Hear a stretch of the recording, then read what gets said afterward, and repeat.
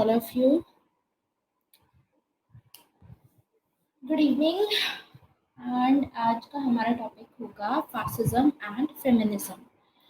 ठीक है, तो हमने लास्ट क्लास में आइडियोलॉजीज के सेक्शन में दो आइडियोलॉजीज के टॉपिक हमने अभी अपने लीव किए थे, जिनमें से एक टॉपिक था फासिज्म एंड दूसरा टॉपिक है फेमिनिज्म. तो प्रांजल कल मैंने एक हिंदी वाले जो आपका ग्रुप है वहाँ पर एक पीडीएफ दी थी जिसमें आई थिंक 12 चैप्टर्स हैं, राइट. उसमें वेस्टर्न पॉलिटिकल थॉट से रिलेटेड भी कुछ बातें थी. उसमें काफ़ी टर्मिनोलॉजीज आपको मिली होंगी. उसमें से आई थिंक उसमें जो डेटा है वो डायरेक्टली रेलेवेंट है हमारे पेपर के लिए. ठीक है, so you can follow that data. Specially Hindi medium के लिए बहुत सारी जो टर्म्स होती हैं जो हम ढूंढ रहे थे, मतलब एक बार उसको पढ़ोगे तो वहाँ से आपको मैक्सिमम टर्म्स मिलेंगी. वो हमारे हिंदी मीडियम के पर्सपेक्टिव से बेस्ट है. ठीक है, बाकी आई ट्राई. और भी मुझे अगर कोई इस तरीके की पीडीएफ या मटेरियल मिलता है जो जिससे कि आपकी डायरेक्ट हेल्प हो जाए, आपको ज़्यादा मेहनत ना करनी पड़े, आई ट्राई माई बेस्ट कि और मैं आपको दे दूँ. ठीक है, लेकिन अभी फ़िलहाल वहाँ से कर लो टर्मिनोलॉजीज, और इसके अलावा इग्नू के नोट्स मैंने जहाँ तक शेयर किए हैं अभी फ़िलहाल वो कवर कर लो. हाय शिफा, गुड इवनिंग. आज का हमारा टॉपिक है फासिज्म एंड फेमिनिज्म. तो पहले पीडीएफ अपलोड कर दूँ यहाँ पर, उसके बाद शुरू करेंगे. अच्छा, हमने थ्योरीज ऑफ द स्टेट का कुछ एक आधा पार्ट है जो आखिरी का, एक तो प्लूरलिस्ट वाला हमने कवर नहीं किया और फेमिनिस्ट थ्योरी ऑफ स्टेट हमने कवर करना था. तो क्योंकि आज फेमिनिज्म हम कवर करेंगे तो अब वो वाला पार्ट भी हमारा आसानी से कंप्लीट हो जाएगा. तो कल की जो क्लास होगी उसमें मैं एक बार थ्योरीज ऑफ द स्टेट में जो भी टॉपिक थे हमारे, आई विल रिपीट दैट. ठीक है, और फिर उसके बाद हम डिस्कस करेंगे पावर के कॉन्सेप्ट, पावर डिस्कस कर लेंगे फिर. ठीक है, तो दिस इज फेमिनिज्म. अच्छा, आज शायद आपकी, आज फ्राइडे है क्या? आई एम नॉट, तभी फ्राइडे है तभी आज छुट्टी थी और आप लोगों की क्लास मैंने रात को रखी थी. वो लास्ट क्लास हमारी फेमिनिज्म वाली हो नहीं पाई थी, इस वजह से. अगर वो हो जाती तो आज आपकी छुट्टी होती. खैर, अपलोड करने लगा ये मुझे ideologies. And for the English medium also,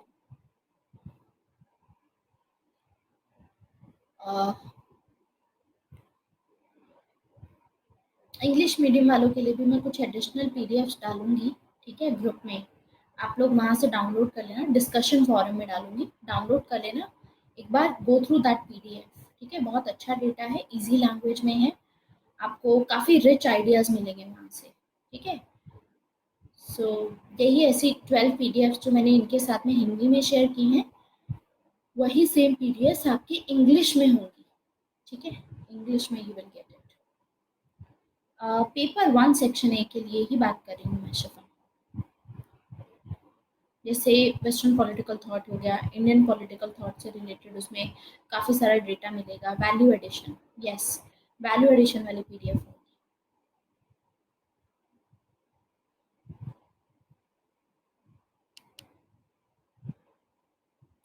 अच्छा, आंसर राइटिंग की क्लास आपकी कल सुबह है 8 बजे. तो बी रेडी. आप लोगों ने जहाँ तक भी पढ़ा है, चाहे आपने 2 टॉपिक्स पढ़े हों, you can still come in the class, I will give you the question. Because अब मैं कोशिश ये करूँगी कि आंसर राइटिंग में जो मैक्सिमम क्वेश्चंस होंगे वो मैं कोशिश करूँगी सॉल्व करने की क्लास में ही. लेकिन ज़्यादा से ज़्यादा अब क्या होगा कि आप जो आंसर्स लिखा करेंगे वो मैं चेक करके आपको फिर I will give you the feedback on your sheet. ठीक है, विल ट्राई कि जितना हो सके उतना क्लास में हम कवर करेंगे.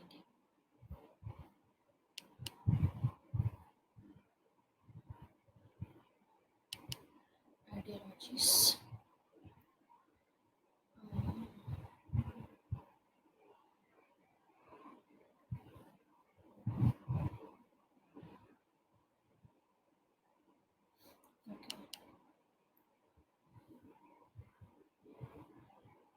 यस, कल हॉब्स एंड जॉन लॉक का होगा आप लोगों के बैच के लिए।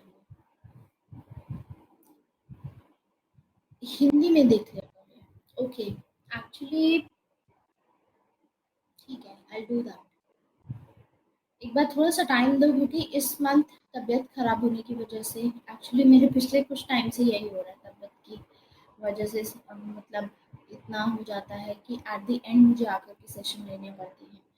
अक्टूबर से ये प्रॉब्लम नहीं रहेगी, क्योंकि आई एम ट्राइंग कि सब कुछ स्ट्रीमलाइन हो जाए।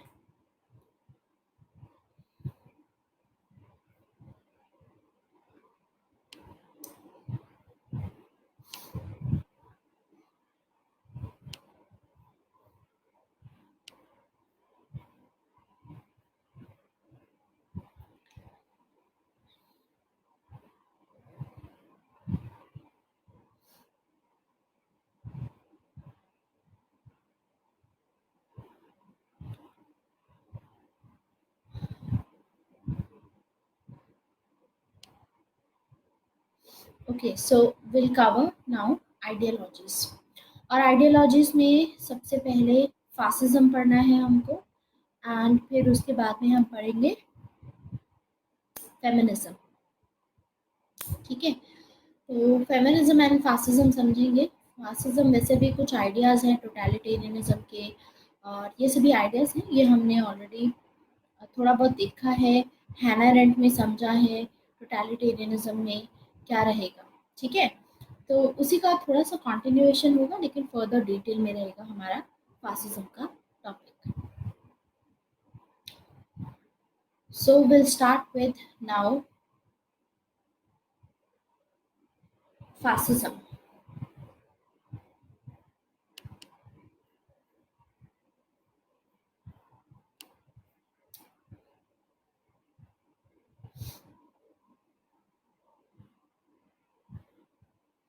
अभी हम जो पीडीएफ्स दी हैं एक बार डाउनलोड करो, उसमें जाकर देखो, काफ़ी हिंदी के टर्म्स मिलेंगे उसमें। सारी जो आगे टॉपिक्स पढ़ने वाले हैं, या वेस्टर्न पॉलिटिकल थॉट में जाकर के देखिए, बहुत सारी इंपॉर्टेंट इंपॉर्टेंट टर्म्स सब उसमें लिखी हुई हैं।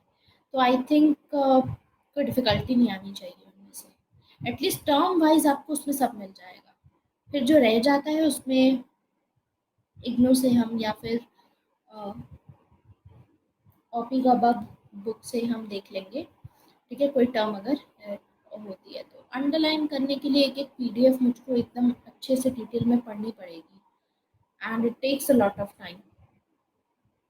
टाइम ही नहीं मिल पा रहा है, बिकॉज आप लोगों को पता नहीं है शायद, मैं सुबह से लेकर के दोपहर तक, शायद 5 बजे तक मैंने क्लासेस ली हैं।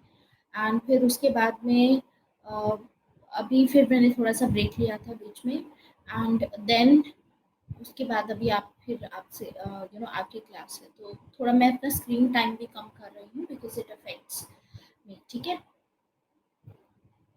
150 पेजेस में हम कैसे सर्च करें? 150 पेजेस सभी आपके लिए इम्पोर्टेंट है, उसमें सर्च नहीं करना है आपको। वो पूरा 150 पेजेस में जो लिखा हुआ है उमंग, वो आपको टिप्स पे होना चाहिए, समझे? और वो 150 पेज जो हैं, वो बहुत सारे टॉपिक्स के हैं। जस्टिस हो गया, इक्वालिटी हो गया, सारे टॉपिक्स जो आपके पेपर 1 सेक्शन ए में होते हैं। तो 150 पेजेस तो बहुत कम है उस हिसाब से, क्योंकि आप पूरा पेपर 1 सेक्शन ए अगर निकालोगे, तो उसमें शायद जो बच्चे इंग्लिश मीडियम में पढ़ रहे हैं अभी, जिनको वैल्यू एडिशन का डेटा दिया जाता है और बाकी सब दिया जाता है, उसके नंबर ऑफ पेजेस तो और भी ज़्यादा है, समझे? एक बार ट्राई कीजिए, रीड करने की कोशिश कीजिए, आपको फ़ायदा ही मिलेगा पॉलिटिकल साइंस के लिए।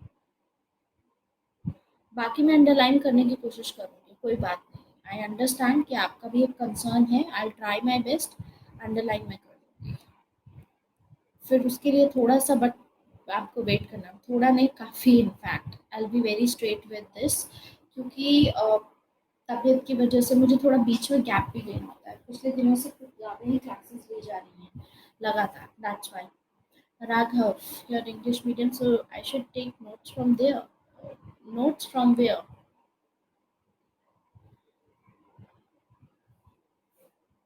All the notes will be provided in these classes itself. Like I have not provided you yet theories of the state full-fledged PDF, and I think feminism PDF. Otherwise, rest of the PDFs are provided, Raghav. अगर आपको लगता है तो आप batch 6 से download कर लो, there is no issue. कि batch 6 के डिस्कशन फोरम में जाकर के आप कर सकते हैं। तो फासिज्म किससे शुरुआत करते हैं? अब फासिज्म को आइडियोलॉजी नहीं माना जाता है, ठीक है। जैसे आइडियोलॉजी क्या होती है? आइडियोलॉजी होती है कुछ सेट्स ऑफ आइडियाज होते हैं, ठीक है। कुछ आइडियाज होते हैं जो ये फॉलो करते ही करते हैं।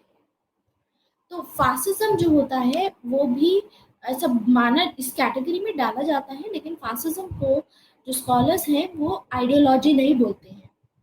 ज़्यादातर फासिज्म को प्रोपोगेंडा बोला जाता है। प्रोपोगेंडा का मतलब क्या होता है? मैं हिंदी टर्म आपको साथ साथ बता देती हूँ।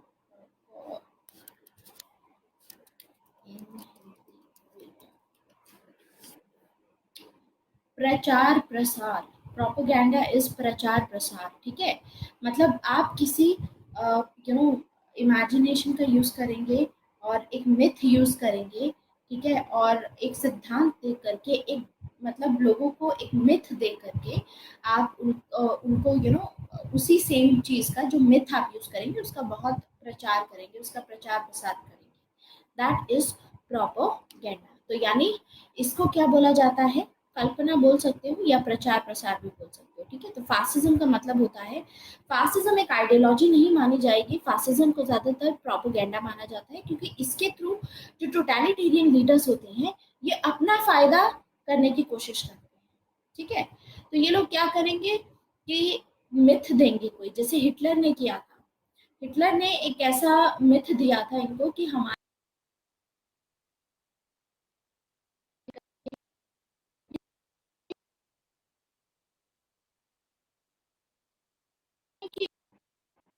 एक पर्टिकुलर सेट ऑफ आइडिया होते हैं। ये अपनी बात को, अपने ऑब्जेक्टिव को मनवाने के लिए किसी भी आइडियोलॉजी में से कोई भी चीज उठा करके फॉलो करेंगे, समझे। तो यानी फासिज्म एक ऐसी आइडियोलॉजी है जिसको समझना थोड़ा सा मुश्किल है। मुश्किल इन द सेंस कि उसको स्ट्रीमलाइन नहीं किया जा सकता। उसको ये नहीं बोला जा सकता कि इस एक डायरेक्शन में चले जाओ तो ये एक डायरेक्शन में आपको फासिज्म के सारे फीचर्स दिख जाएंगे। जैसे लिबरलिज्म में हमें एक डायरेक्शन दिखती है कि लिबरलिज्म सिर्फ लिबर्टी को सपोर्ट करते हैं ये लोग। आई थिंक लिबरलिज्म को उदारवादी बोलते हैं, है ना। एक तो होता है समाजवादी विच इज कम्युनिज्म, एक होता है लिबरलिज्म विच इज उदारवादी। अब ये भी टर्म जो है ये मैंने आपकी जो पीडीएफ दी है उसमें मेंशन थी, तो when I was looking at the PDF मैं उसको स्क्रॉल कर रही थी जल्दी जल्दी कि कितना इसमें डेटा इंपॉर्टेंट है। तो मैंने इंग्लिश में जब देखा था तो I got this in Hindi also. So I thought कि ये चीज़ आपको बहुत फ़ायदा करने वाली है, तो you have to follow it, ठीक है। तो इसमें क्या रहेगा? आपका उदारवादी, इसमें जो आपके लिबरल्स होते हैं वो लिबर्टी को प्रमोट करते हैं, और जो समाजवादी होते हैं वो, कम्युनिस्ट जो होते हैं वो इक्वालिटी को सपोर्ट करते हैं।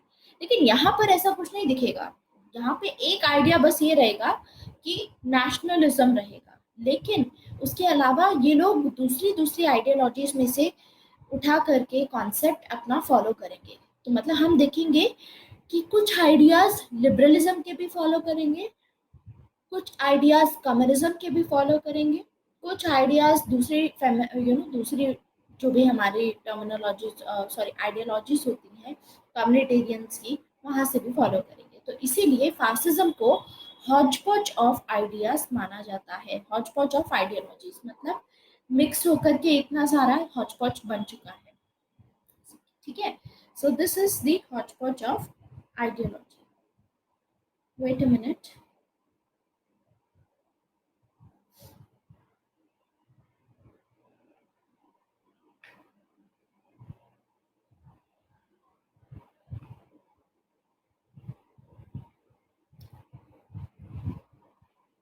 Okay, so it is the hotchpotch of ideologies. और इसको फासिज्म की जो फिलॉसफी है, जो आइडियोलॉजी है, इसको in fact types of political opportunism भी बोला जाता है। क्यों? क्योंकि इसमें ये लोग क्या करते हैं कि अपॉर्चुनिटी, पॉलिटिकल अपॉर्चुनिटी के लिए basically what they will try to do कि कोई भी आइडियोलॉजी अपनी फॉलो करने लग जाएंगे, ठीक है। बस इनको अपनी पॉलिटिकल अपॉर्चुनिटी, जो भी इनका ऑब्जेक्टिव होता है वो फुलफिल करना होता है, ठीक है। सो हम देखेंगे कि जो गांधी हैं गांधी फासिज्म के बारे में क्या बोलते हैं? Gandhi says that fascism is the worst manifestation of modernity. Modernity की वजह से ही आज के टाइम पे फासिज्म आया है। अब सेम जो आइडिया है वो हमने कहाँ पढ़ा था? हैना अरेंट में। आपको हैना अरेंट याद होगा? हैना अरेंट में हमने पढ़ा था कि मॉडर्निटी के खिलाफ थी हैना अरेंट, क्योंकि मॉडर्निटी के चलते आप पॉलिटिक्स में पार्टिसिपेट नहीं करोगे, आप अपने काम से मतलब रखोगे और आप ये एक्सपेक्ट करोगे कि जो इंसान पॉलिटिक्स में पार्टिसिपेट कर रहा है वो मतलब जो बोल रहा है आप उसको फॉलो करो। समझा क्या? सो मॉडर्निटी की वजह से ऐसा हुआ है कि लोग अपने पर्सनल लाइफ में इतना बिजी हैं कि पॉलिटिकल लाइफ में पार्टिसिपेट नहीं कर पाएंगे। रॉसो भी ऐसी मॉडर्निटी के विरुद्ध में थे। इसीलिए हम ये देखेंगे, देखो रॉसो मॉडर्निटी के बिलीफ में थे लेकिन रॉसो के काम में उमंग, इनकंसिस्टेंसी थी। हम देखते थे कि एक टाइम पे तो रॉसो कुछ और बात करते थे और लेकिन रॉसो के आइडियाज में हमको दूसरे आइडियाज देखने को मिले। जैसे रॉसो ने रॉसो के आइडिया से आगे जाकर के टोटलिटेरियनिज्म यानी जो फासिस्ट होंगे वो इंस्पायर होंगे। इसीलिए जब हम एक्सपोनेंट्स पढ़ते हैं कि कौन कौन है जिनसे फासिज्म के आइडियाज इन्फ्लुएंस हुए, फासिस्ट जो थे वो इन्फ्लुएंस हुए, कौन कौन से ऐसे थिंकर्स हैं, उसमें रॉसू भी आते हैं। क्योंकि एक तो रॉसू ने कॉन्सेप्ट दिया था जनरल विल का, जनरल विल का कॉन्सेप्ट कि जो स्टेट फॉलो कर रहा है स्टेट जनरल विल को फॉलो कर रहा है। ये बोला था। जनरल विल का साफ मतलब है कि लोगों की ये मर्जी थी, लेकिन हम देखेंगे कि ऐसा नहीं होता। Will of the people can never be wrong according to Rousseau. लेकिन कहीं ना कहीं रॉसो ने तो कभी नहीं बोला कि जनरल विल का मतलब ये रहेगा, लेकिन इस चीज को यूटिलाइज किया गया, इसको यूज किया गया अपने बेनिफिट के लिए। तो फासिस्ट लीडर चाहे कहीं से भी आइडियोलॉजी में से कोई भी कॉन्सेप्ट उठा करके वो अप्लाई कर देंगे सिर्फ अपने बेनिफिट के लिए।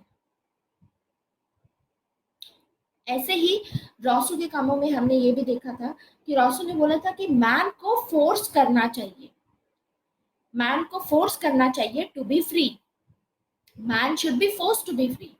कि अगर कोई नहीं भी मॉडर्निटी से आना चाहता है बाहर, और तो उस केस में क्या करना चाहिए? जो लोग मान लो नहीं है उस फेवर में, general will is always right ऐसा बोला जाता है।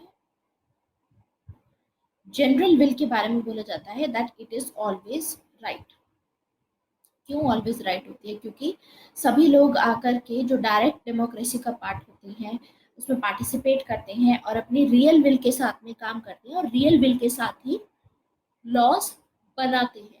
तो मान लीजिए 100% में से अगर लेट्स से 75% लोग फेवर में हैं और वो ये लॉ बना रहे हैं, तो यानी जो बाकी के 25% हैं जो मे बी उस लॉ के अगेंस्ट होंगे, जो भी लॉ लाया जाएगा, तो भी रॉसू बोलते हैं कि इस केस में जो जनरल विल होगी, जनरल विल हमेशा ही सही होती है, it is always good, it is always right. तो यानी ये जो 25% जो फॉलो नहीं भी करना चाहते थे इनको फॉलो करवाया जाए फोर्स करके। तो यही सब तो आइडियाज आगे जाकर के फासिज्म में इसको इन्फ्लुएंस करें। तो एक तो गांधी हो गए, इसमें एक रॉसू हो गए, हैना अरेंट हो गई, इनके क्रिटिसिज्म में, फासिज्म की आइडियोलॉजी का क्रिटिसिज्म में आप ये सभी नाम ले सकते हैं। ठीक है, अब आगे आता है मैकियावेलिनिज्म। मैकियावेलिनिज्म ये बेसिकली यही बोलते हैं गांधी कि जो फासिज्म होता है वो मैकियावेलिनिज्म होता है। मतलब जैसे मैकियावेली ने क्या बोला था कि पॉलिटिक्स को एथिक्स से अलग रखो और रिलीजन को पॉलिटिक्स से अलग रखो। ठीक है, रिलीजन और एथिक्स को पॉलिटिक्स से सेपरेट रखना चाहिए। तो जैसे मैकियावेलिज्म में हम देखते हैं वैसे ही यहाँ पर भी फासिज्म में भी कंप्लीट डिसरिगार्ड ऑफ एथिक्स होता है, यानी सिर्फ प्योर पॉलिटिक्स चलती है, एथिकल डिसीजन नहीं लिए जाएंगे, रिलीजन के बेसिस पर डिसीजन नहीं लिए जाएंगे। इसीलिए गांधी के अनुसार जो ब्रिटिश इंपीरियलिज्म था या जो हिटलर ने अपना नाजिज्म फॉलो किया जर्मनी में, उसमें कोई डिफरेंस नहीं था, उसमें कोई डिफरेंस नहीं था। Because of this, because modernity की वजह से वो ये बोलते हैं कि ये सब हुआ है। तो फासिज्म में डिफरेंट डिफरेंट फॉर्म्स आपको देखने को मिलती है अलग अलग कंट्रीज में। जैसे कि इटली में हम इसको नाम दे देते हैं फासिज्म, जो मुसोलिनी के अंडर में था। जर्मनी में हम इसको नाम दे देते हैं नाजिज्म, हिटलर के अंडर में। ऐसे ही पोर्चुगल में सालरिज्म, ठीक है, एंड अर्जेंटीना में इसको पेरोनिज्म बोला जाता है। तो ये भी फॉर्म्स ही है तो ये भी fascism. It's just that in सभी कंट्रीज में पाई गई हैं जहाँ पर जिन लोगों ने उस टाइम पे जो भी अपना ये प्रिंसिपल्स फॉलो किए होंगे उनके बेसिस पे उसका नाम रख दिया गया। मतलब ऐसा होता है लोकल वेरिएशन।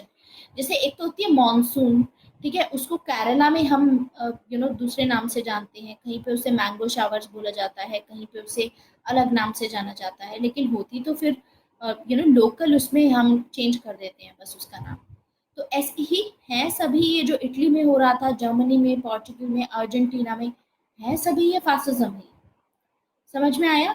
सो फासिज्म वैसे भी 20th सेंचुरी में, 20वीं शताब्दी में हम देखेंगे कि 20th सेंचुरी में स्पेशली मिड के आसपास, कि पहले तो क्या हुआ था शुरुआत में 19th सेंचुरी के आसपास हम देखेंगे कि सभी कंट्रीज डेमोक्रेसी बन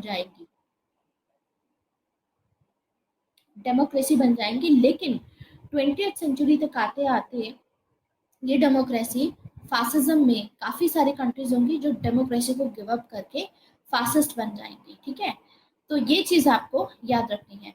अब हम फीचर्स समझेंगे फासिज्म के कि क्या क्या फीचर्स हैं इसके। ठीक है, सबसे पहला और सबसे इंपॉर्टेंट फीचर रहेगा कि फासिज्म एक टाइप की डिक्टेटरशिप है, यानी तानाशाही है। फासिज्म का मतलब है तानाशाही, तानाशाही है।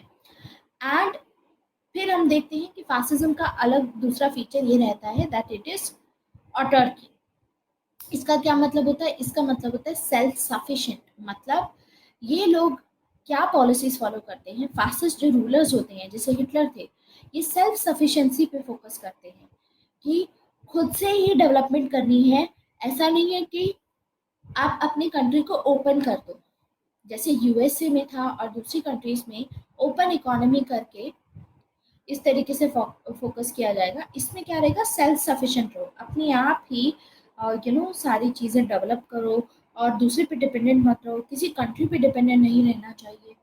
ठीक है, दैट्स व्हाट दे बिलीव, कि अपने आप से सेल्फ सफिशिएंसी पे ज़्यादा फोकस करते हैं। देन यहाँ पर सोशल सॉलिडारिटी होती है। सोशल सॉलिडारिटी मतलब देखो, खुद सोचो कि फासिज्म में ये जो लीडर्स होते हैं ये लोग ऐसे मिथ को प्रमोट करते हैं कि हम सभी एक हैं एंड कि हम लोग रेशियली सुपीरियर हैं। तो उसके बेसिस पे कि हम रेशियली सुपीरियर हैं, इन लोगों की जो सोसाइटी रहेगी, सोसाइटी आपस में जो डील करेंगे, काफ़ी सॉलिडारिटी रहेगी, यूनाइटेड रहेंगे ये लोग, साथ में मिलकर के लीडर को, फासिस्ट लीडर को फॉलो करेंगे। ठीक है, वैसे भी आपको पता होगा फासिज्म क्यों आया था उस टाइम पे। यू हैव एन आइडिया, हमने हैना अरेंट में कवर किया था ये चीज़ कि वर्ल्ड वॉर वन के बाद में, जब वर्ल्ड वॉर एंड हुआ था, वर्ल्ड वॉर वन के बाद में 1919 में जब यूएसए ने इंटरफेयर किया था, तभी वर्ल्ड वॉर वन एंड हुआ था। तो इसका पूरा ब्लेम किस पे डाला गया? जर्मनी पे डाला गया। तो यानी जर्मनी को अब वॉर बर्डन शेयर करना था, इनके ऊपर वॉर बर्डन था। वॉर बर्डन मतलब कि देखो, जब भी वर्ल्ड वॉर होती है या कोई भी वॉर होती है तो आपको पता है इंफ्रास्ट्रक्चर टूटता है, काफ़ी रिसोर्सेज उसमें यूज़ होती हैं, टाइम वेस्ट होता है, बहुत सारी चीज़ें होती हैं। तो अल्टीमेटली जिस भी कंट्री ने वॉर स्टार्ट की होती है उसके ऊपर ब्लेम डाला जाता है कि अब जो भी हमारे यहाँ पर टूटा है या जो भी हमको नुकसान हुआ है उसकी भरपाई कौन करेगा? उसकी भरपाई आप करेंगे। ठीक है, तो ये ही सेम चीज़ जर्मनी पे हुई थी उस टाइम पे। तो जर्मनी के ऊपर टैक्स बर्डन बहुत आ गया था, वॉर बर्डन आ गया था। ट्रीटी ऑफ वर्साइल्स के चलते सारा ब्लेम जर्मनी पे डाला गया। एंड साथ ही साथ वहाँ पर लीग ऑफ नेशन स्टार्ट किया गया। लीग ऑफ नेशन की सारे डिसीजंस किसकी लीडरशिप में हुए थे? यूएसए की लीडरशिप में हुए थे। उस टाइम पे यूएसए के लीडर हुआ करते थे वुड्रो विल्सन। वुड्रो विल्सन के अंडर में ये हुआ करता था। ठीक है, वुड्रो विल्सन ने लीग ऑफ नेशन की बात की थी 1919 में, ये लाया गया, एस्टैब्लिश किया गया। लीग ऑफ नेशन क्या था? यूनाइटेड नेशन का प्रेडिसेसर था। इससे पहले जो आई है, सबसे पहले वर्ल्ड में कोई अगर इंटरनेशनल गवर्नमेंट आई है तो उसका नाम है लीग ऑफ नेशन। उसके बाद में यूनाइटेड नेशन आया, ठीक है। तो हम देखते हैं कि जर्मनी के ऊपर अब बर्डन आएगा। अब जर्मनी के ऊपर बर्डन आएगा तो लोग जितनी भी कमाई कर रहे हैं जर्मनी में, तो वो लोग के ऊपर इतना बर्डन होगा कि अर्निंग करने के बावजूद भी उनके ऊपर हेवी टैक्सेस लगाए जाएंगे। यानी आप दिन रात मेहनत करते हो तो भी इतना सारा टैक्स है कि आपके खुद भर के लिए भी नहीं है, आपकी डेवलपमेंट के लिए नहीं है, आपकी फैमिली के लिए नहीं है, जिसकी वजह से इन्फ्लेशन बहुत बढ़ गया और लोग बहुत ज़्यादा फ्रस्ट्रेट होने लगे। इसीलिए तब ऐसे एक लीडर आएंगे, हिटलर आएंगे, जो कि लोगों को ये मिथ दिखाएंगे कि हम लोग जो हैं वो रेशियली सुपीरियर हैं, हमें किसी के आगे दबना नहीं चाहिए। इनफैक्ट क्योंकि हम सुपीरियर हैं तो बाकी सब जो रेस वाइज बाकी सब वीक हैं, वी आर द स्ट्रॉन्गेस्ट। तो अगर हम सॉलिडारिटी दिखाएंगे तो हम पूरे वर्ल्ड पे कब्जा पा सकते हैं। तो उसी के साथ में हिटलर अपनी एक्सपेंशनिस्ट फॉरेन पॉलिसी स्टार्ट करेंगे। तो हम देखेंगे कि जो सोसाइटी रहेगी, फासिस्ट स्टेट की सोसाइटी रहेगी, वो सोसाइटी बहुत स्ट्रांग होगी, वहां पर सॉलिडारिटी होगी।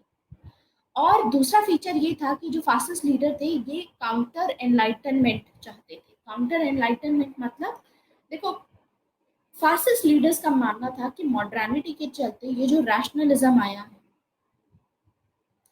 कि हम हर चीज लॉजिकल वे में सोच समझ के करेंगे, तो उसकी वजह से ही सारी गड़बड़ हुई है, ठीक है, ऐसा इनका मानना था। ठीक है, एनलाइटनमेंट की जो वेस्ट में एनलाइटनमेंट की बात की जाती है, ये उसके अगेंस्ट में होगी। ये चाहेंगे क्योंकि फासिस्ट जो सोसाइटी होती है ये कंजर्वेटिव होती है। यानी फासिस्ट सोसाइटी में क्या होता है, ये कस्टम्स एंड ट्रेडिशंस फॉलो करना चाहते हैं। ऑब्वियसली जो लीडर्स होंगे इन बातों में बताएंगे कि हमारे जो कस्टम्स एंड ट्रेडिशन थे हम तो वही फॉलो करेंगे, कोई हम पे डिक्टेट नहीं कर सकता।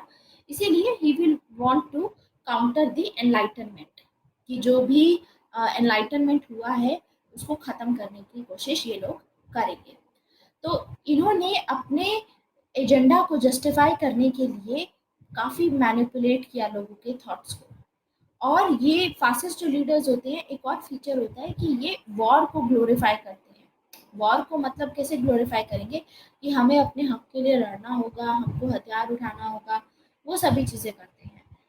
एंड इसी वजह से इनका एक और चीज थी, जैसे मुसोलिनी ने बोला था कि war is to men is what maternity is to women. जैसे वुमेन के केस में मेटर्निटी काफी जो प्रेगनेंसी है, मेटर्निटी है, दैट इज वेरी नेचुरल। वैसे ही फासिज्म में ये चीज मानी गई कि वैसे ही मैन के लिए वॉर बहुत असेंशियल है, क्योंकि ऐसा बोला जाता है, man make war because war make man.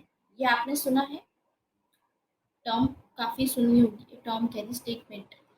Statement ये आपने सुनी होगी काफी, कि main make war because war make man. कि आप जब वॉर में जाते हैं तभी आप एज अ बॉय जाओगे, लेकिन जब वापस लौटोगे जीत करके या फाइट करके, तो you will come back as a man. तो उस हिसाब से माना जाता है। तो ये चीजें ग्लोरीफाई की जाती हैं इस तरीके से, ठीक है। तो वॉर को काफी ग्लोरीफाई किया जाता है, इसीलिए हम देखेंगे ग्लोरीफाई करने का रीजन भी था, हिटलर को अपनी एक्सपेंशनिस्ट फॉरेन पॉलिसी रखनी थी। क्योंकि हिटलर को ये नहीं चाहिए था कि सिर्फ मैं जर्मनी पे रूल करूं। उनका कहना था चाहे कोई भी हो, चाहे मुसोलिनी हो चाहे हिटलर हो, ठीक है। तो मुसोलिनी के केस में भी यही रहेगा, एक्सपेंशनिस्ट रहती है, ऐसे ही जर्मनी के केस में भी एक्सपेंशनिस्ट रहेंगी। सो ये जो लीडर्स होंगे ये चाहेंगे कि इनका जो रूल है वो पूरे वर्ल्ड पे रहे, इसीलिए वॉर को ग्लोरीफाई करते हैं। एंड ये सपोर्ट करते हैं कॉर्पोरेट स्टेट को, क्योंकि इक्विलिब्रियम बिल्डर होते हैं जो फासिस्ट होते हैं ना सोसाइटी में।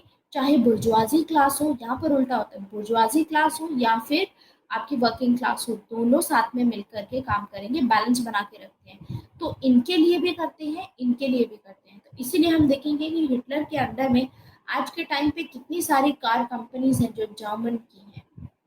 सो many car companies are from Germany, क्योंकि वो बैक देन वो जो इन्वेस्टमेंट हुआ था उन्हीं की वजह से आज है ये सब।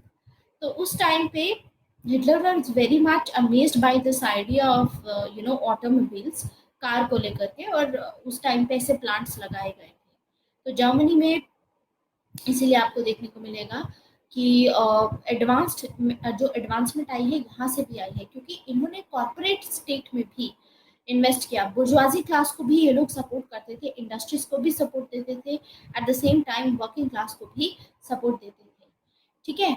तो इक्विलिब्रियम बिल्डर होते थे, अपनी सोसाइटी में इक्विलिब्रियम स्टेबिलिटी लाने की कोशिश करेंगे ताकि बैलेंस बना रहे, बैलेंस बनाने की कोशिश करेंगे। तो यहाँ पर स्टेट जो होता है ऑर्गेनिक माना जाता है। देखो मॉडर्निटी के चलते क्या होता है, हम मॉडर्निटी यानी लिबरलिज्म का आइडिया, वहां पे हम मानते हैं कि जो स्टेट होता है, स्टेट अपने आप नहीं बनता। वहां पे माना जाता है कि मैन ने स्टेट को बनाया है, जैसे जॉन लॉक के केस में कॉन्ट्रैक्ट साइन करके मैन ने बनाया है। तो यानी स्टेट का मैकेनिस्टिक व्यू लिया जाता है कि स्टेट मशीन की तरह एक्ट करता है। लेकिन फासिज्म में क्या होता है, ये लोग स्टेट को, सोसाइटी को नेचुरल मानते हैं कि मैन ने नहीं बनाया है, state is organic, state is natural. ठीक है। तो ये स्टेट को सुपीरियर मानते हैं, इसीलिए ये अपने जो सिटीजन्स होंगे उनसे पेट्रियोटिज्म डिमांड करते हैं कि आपको अपनी कंट्री के लिए अपनी जान भी देनी पड़े, तो वो सैक्रिफाइस आपको करना चाहिए अपने कंट्री के लिए। तो मुस्लिनी थे, उनकी ये कुछ स्टेटमेंट्स हैं।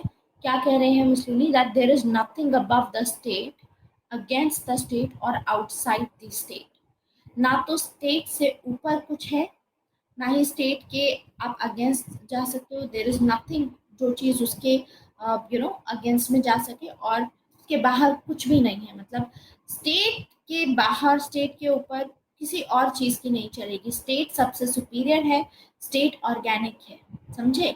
तो आप खुद देखिए कि आइडियाज कितने ज़्यादा हॉच पॉच हो रखे हैं इसमें आइडियाज। पहले तो बोल रहे हैं कि स्टेट नेचुरल है, स्टेट सबसे ऊपर है, दूसरी जगह फिर बोल रहे हैं कि कॉर्पोरेट स्टेट्स को भी, जो बुर्जुआजी क्लास है उनको भी सपोर्ट कर रहे हैं। So this is what they are doing. मतलब जो भी एजेंडा जहां से मिले अपने एक्शन को जस्टिफाई करने के लिए, वो एजेंडा वो ये यूज कर रहे हैं। ठीक है। दूसरी स्टेटमेंट थी इनकी कि मैन को सैक्रिफाइस करना चाहिए अपने आप को at the alter of the state. अगर स्टेट के लिए, अपने देश के लिए जान भी देनी पड़े तो वो सैक्रिफाइस करना चाहिए। डेमोक्रेसी के बारे में इनकी ये राय है कि democracy is the luxury of rich Nations. जो जो रिच नेशंस होते हैं, अमीर देश होते हैं, उनकी लग्जरी होती है ये। It is a parliament is a talking shop. Talking shop क्या होती है, जैसे नुक्कड़ की दुकान होती है आपकी चाय की, ठीक है, नुक्कड़ पे वहां जाकर के जो लोग बैठे होते हैं चाय पीते पीते बात करते हैं देश में क्या हो रहा है। तो ये बोलते हैं democracy is like that, parliament is like that, जहाँ पे चाय पे चर्चा चलती है टाइप्स। ठीक है, क्योंकि वहाँ पे क्या होता है कि मतलब टफरीबाजी में कुछ भी मतलब बोल दिया कि हाँ ये होना चाहिए वो होना चाहिए, क्योंकि लग्जरी है उनके पास में। अदरवाइज ऐसे स्टेट से पूछिए जिन स्टेट में मतलब ऑब्वियसली इनके ऊपर इतना बर्डन था, जर्मनी के साथ में उस टाइम पे सारा ब्लेम इस पे डाला गया, क्योंकि जर्मनी ने ही ये पूरी वर्ल्ड वॉर जो स्टार्ट हुई थी वन, वो वहां से शुरू हुई थी, दैट्स व्हाई। सो चाहे जर्मनी हो चाहे इटली हो, ये साथ में मिलकर के काम कर रही थी, जो भी कंट्रीज थी फासिस्ट जो भी आप देखोगे। So we will get to know कि ये सभी इनके आइडियाज होते हैं, that war is to man is what maternity is to women. तो ये फीचर्स आपको याद रखने हैं फासिज्म की। डायरेक्टली आपसे ये भी पूछा जा सकता है, right a short note on fascism, या फिर क्या क्या फीचर्स होते हैं फासिज्म के, ये आपको पता होना चाहिए। अब देखते हैं कि ये जो फासिज्म के आइडियाज हैं ये इन लोगों ने कहाँ से लिए हैं, कहाँ से बोरो किए हैं। अभी तक हमने जितने स्कॉलर्स पढ़े उनके आइडियाज में हमको देखने में मिलेंगे फासिस्ट आइडियाज ही। देखो प्लेटो से भी फासिस्ट जो लोग होते हैं, हिटलर जैसे, वो इंस्पायर होते हैं। प्लेटो ने फिलोसोफर किंग की बात की थी कि एक ही इंसान जिसके पास में सारी पावर हो, जैसे हिटलर है, हिटलर फिलोसोफर किंग की तरह एक्ट कर रही हैं। और प्लेटो ने बोला था कि जो पावर में होगा उसमें अनक्वेश्चनेबल ओबीडियंस होगा, मतलब आप इसको क्वेश्चन नहीं कर सकते, आपको बस इसको फॉलो करना है, जो ये बोले वो फॉलो करो, क्योंकि आप की भलाई के लिए काम कर रहे हैं। And state is like a family, जो पूरा स्टेट होता है फैमिली की तरह होता है, तो देयरफॉर सिटीजन्स जो होते हैं वो फैमिली मेंबर्स ही होते हैं। उनके भलाई के लिए जो भी किया जाए, जैसे फादर होता है, फिलोसोफर किंग का ओहदा क्या था, किस ओहदे पे थे फिलोसोफर किंग, ये as a father, as a patriarch थे according to Plato. He is like a patriarch, he is like a father, ये एक पिता की तरह है स्टेट में जो लोग रह रहे हैं उनके लिए। तो जैसे बाकी जो लोग होते हैं, जैसे बच्चे होते हैं वो पिता पे डिपेंड करते हैं, ऐसे ही जो सिटीजन्स हैं वो इस पे डिपेंड करेंगे, प्लेटो पे। प्लेटो ने जो फिलोसोफर किंग के बारे में बात की थी, इन पे डिपेंड करेंगे, राइट। तो हिटलर पे भी जो सिटीजन थे वो सभी डिपेंड कर रहे थे। दिस इज व्हाट वी सी। सो प्लेटो ने ये कहा है, ठीक है। तो इनके आइडिया से इन्फ्लुएंस होंगे, क्योंकि आगे जाकर के हम देखेंगे कि हिटलर के केस में भी यही होगा कि ये चीज प्रोपोगेट की जाएगी कि आपको क्वेश्चन नहीं करना है, बिना क्वेश्चन किए जो आपको बोला जाए वो आपको ओबे करना है। इसीलिए जब हम देखेंगे कि ईचमैन थे जो इनके ऑर्डर्स फॉलो कर रहे थे, तो इनके ऑर्डर्स फॉलो करते टाइम उनको एक भी बार ख्याल नहीं आया कि उनके एक्शंस के चलते क्या रिजल्ट निकलेगा, है ना। तो यानी वो सिर्फ ओबे कर रहे थे, अपनी ड्यूटी कर रहे थे। तो एक तो आइडिया यहाँ से हमको मिलता है। दूसरा आइडिया है मैकियावेली से भी इंस्पायर्ड होती है। मैकियावेली ने बोला था पॉलिटिक्स इज पावर। पॉलिटिक्स का मतलब ही होता है कि आपके हाथ में पावर आनी चाहिए। एंड जस्टिफाई मीन्स, मतलब जो भी आपका ऑब्जेक्टिव है, चाहे आपको किसी भी तरीके से वो पाना पड़े, एंड अगर आपको मिल रहा है तो वो फिर मीन्स जस्टिफाई अपने आप हो जाएंगे, समझे।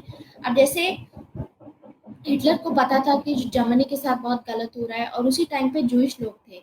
अब जो जूस होंगे, ये लोग अपना मॉडर्निटी पे ज़्यादा ध्यान दिया था इन लोगों ने, इकोनॉमी पे ध्यान ध्यान दिया था, इसीलिए ये लोग रिच हो गए थे। तो इनको तो फर्क ही नहीं पड़ता था कि कितनी महंगाई है या जो भी चीज़ें हैं, क्योंकि ये लोग ऑलरेडी रिच थे। लेकिन जो गरीब लोग थे उनको ज़्यादा डिफिकल्टी हो रही थी। तो यानी सबसे पहला काम हिटलर ने क्या किया, उसके बाद जूइश लोगों को एग्जीक्यूट करना शुरू किया। मास एग्जीक्यूशन हुआ है उस टाइम पे। इनको जो हॉलोकास्ट हुआ था, आपको पता होगा हॉलोकास्ट के बारे में।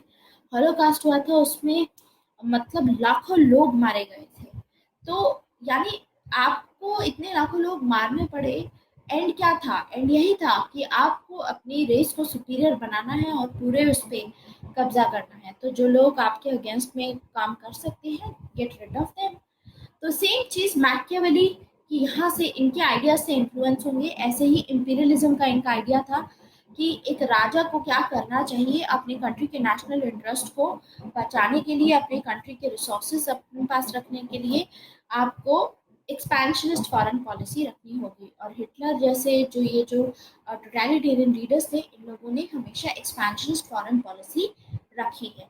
ऐसे ही मैकियावेली का कहना था that nothing is superior than national interest. जब भी नेशनल इंटरेस्ट की बात आती है और कोई चीज उससे बढ़ के नहीं होगी। तो जो भी डिसीजन लेने हैं नेशनल इंटरेस्ट के बेसिस पे लेने हैं। इसके अलावा हम थॉमस हॉब्स के कामों में भी काफी इंस्पिरेशन देखते हैं फासिज्म के लिए, क्योंकि थॉमस हॉब्स ने स्टेट को एब्सोल्यूट अथॉरिटी दी। एब्सोल्यूट अथॉरिटी कि अगर आप नहीं फॉलो करोगे स्टेट को तो आपको पनिश किया जाएगा। ठीक है। तो सेम ये आइडियाज यहाँ से भी इंस्पिरेशन फासिज्म की आइडियोलॉजी को मिलती है। तो जो ये जो स्कॉलर्स हैं, इनके कामों से जो फासिस्ट थे डिफरेंट डिफरेंट आइडियाज ले करके उन्होंने फासिज्म को एस्टैब्लिश किया इन सभी जगहों पे। नेक्स्ट रॉसू के बारे में तो मैंने आपको बता ही दिया है कि रॉसू ने अपना जनरल विल का कॉन्सेप्ट दिया था कि जनरल विल हमेशा सही होती है। तो अगर 75% ये बोल रहे हैं कि आपको सभी को मार देना चाहिए जूश लोगों को, तो यानी क्या वो सही है। 25% is not saying yes to this, but 75% is saying. तो इसका मतलब क्या, ये जनरल विल हुई। आप कैसे फोर्स कर सकते हैं बाकी सबको भी कि आप भी इसी चीज में शामिल हो जाइए। ठीक है। सो ये आइडियाज यहाँ पर हमको देखने को मिलेंगे, रॉसू से भी इंस्पायर्ड होंगे। रॉसू ने कहा था कि मैन को फोर्स करना चाहिए to be free, general will is always right.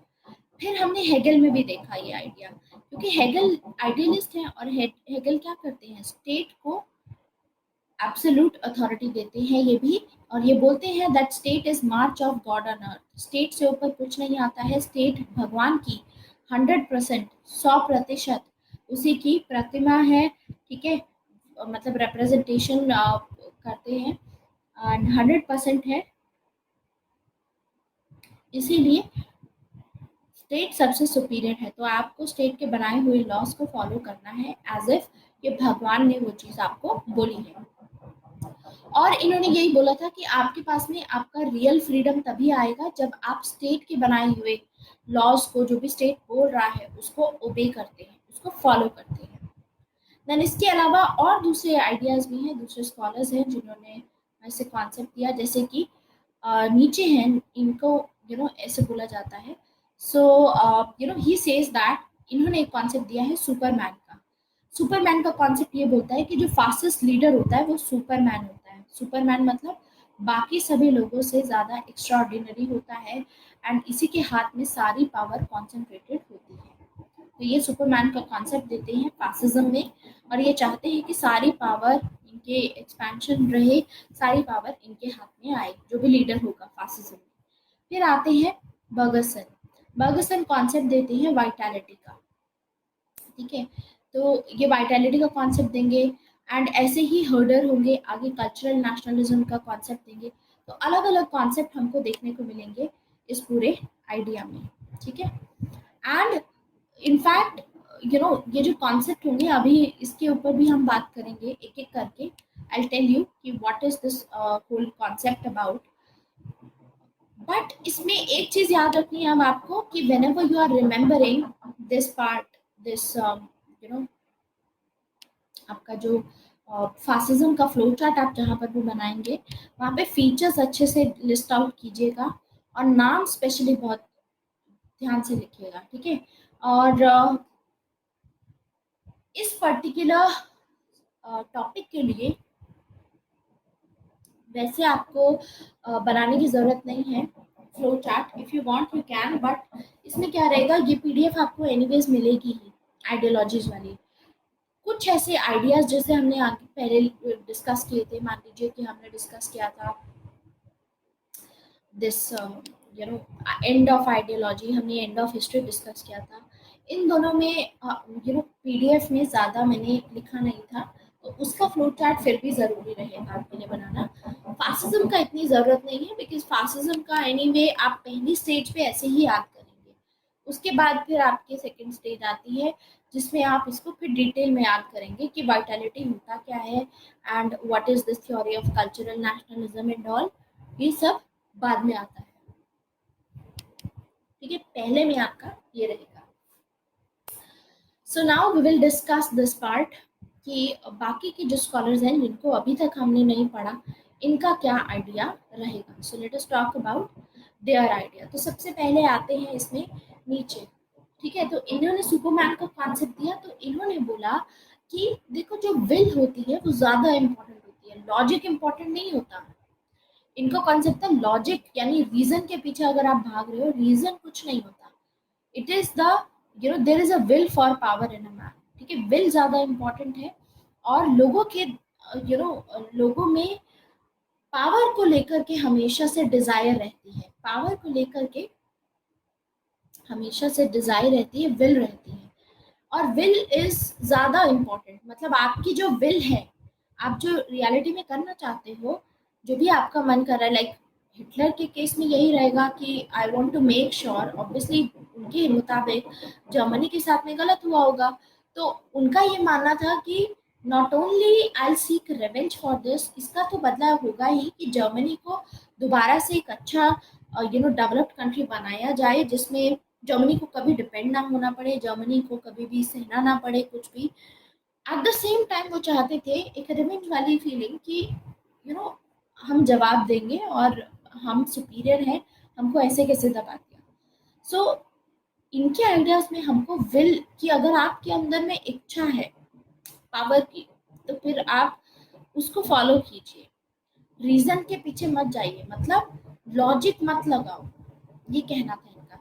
अब जैसे जूस लोगों को जब इन्होंने एग्जीक्यूट करना शुरू किया, मास एग्जीक्यूशन करना शुरू किया, लाखों लोगों को जब मारा गया, तो क्या हिटलर ने एक भी बार नहीं सोचा होगा? बिल्कुल नहीं सोचा हिटलर ने। रीजन ये था उसका कि हिटलर इनके आइडिया से काफी इन्फ्लुएंस थे, जिन्होंने अपने सुपरमैन के कॉन्सेप्ट में ये बोला था। सुपरमैन कौन होता है? जो एक होता है normal man, normal ordinary man होता है, कोई भी डिसीजन लेने से पहले 4 बार 10 बार सोचेगा कि क्या हो रहा है। एंड सुपरमैन इज समथिंग कि जो आपको करना है वो करना है, फिर ये नहीं है कि सोचना पड़े कोई स्टेप उठाने से पहले। जो आपकी रियल विल है, आप उसको बिना सोचे, बिना लॉजिक लगाए, बिना रीजन लगाए आप उसको फॉलो करेंगे, तो उसमें कुछ गलत नहीं है। इन्होंने बोला कि विल इंपॉर्टेंट होती है, रीजनिंग इंपॉर्टेंट नहीं होती। आपका जो दिल कह रहा है वो आपको करना चाहिए। कितनी बार हम मूवीज में या इधर उधर यही सेम चीज देखते हैं, यही आइडिया दिया जाता है कि वो करो जो आपका दिल करे, कि आपका दिल दूसरे सामने वाले को मारने के लिए करेगा तो इसका मतलब ये तो नहीं ना कि आप लोग उनको मार देंगे, right? So this is the same idea जो इनके काम में देखने को मिलता है, जिससे इंस्पायर्ड हुए फासिस्ट। समझ में आया Shifa why it is being taken as a negative idea? पहले वाला आइडिया समझ में आया, अब वाइटैलिटी पढ़ेंगे इसके बाद। एनी डाउट सो फार? आप लोग आज बहुत शांत हैं, क्या चक्कर है? समझ आ रहा है आप लोगों को?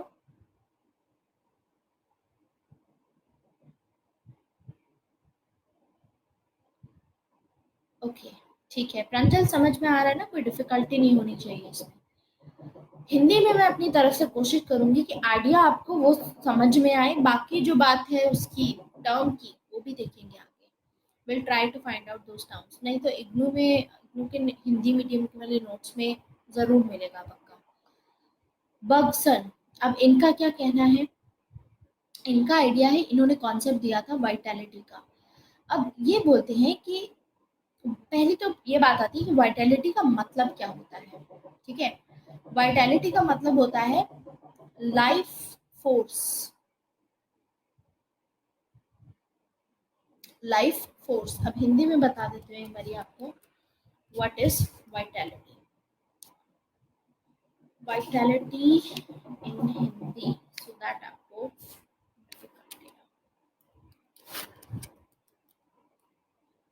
प्राण, प्राण लाइफ, उसको वाइटैलिटी बोलते हैं, ठीक है? जीवन शक्ति जो होती है, जीवन शक्ति, दैट इज दी वाइटैलिटी। तो यानी लाइफ फोर्स जो रहती है उसका कॉन्सेप्ट इन्होंने दिया। एंड इन्होंने बोला कि life is about passion, life is not about reason. Reasoning में क्या होता है? Reason is cold blooded. Reason क्या होता है? आप कोई लॉजिक लगाते हैं, कोई भी डिसीजन लेते हैं तो दैट इज कोल्ड ब्लडेड, ठीक है? अब जैसे सपोज आप लोगों को, कुछ ऐसे भी लोग होंगे जिनको अपनी लाइफ में कोई और करियर सपोज करना है follow, like someone wants to be a painter, या फिर किसी को एक्टर बनना है या कोई और चीज़ है।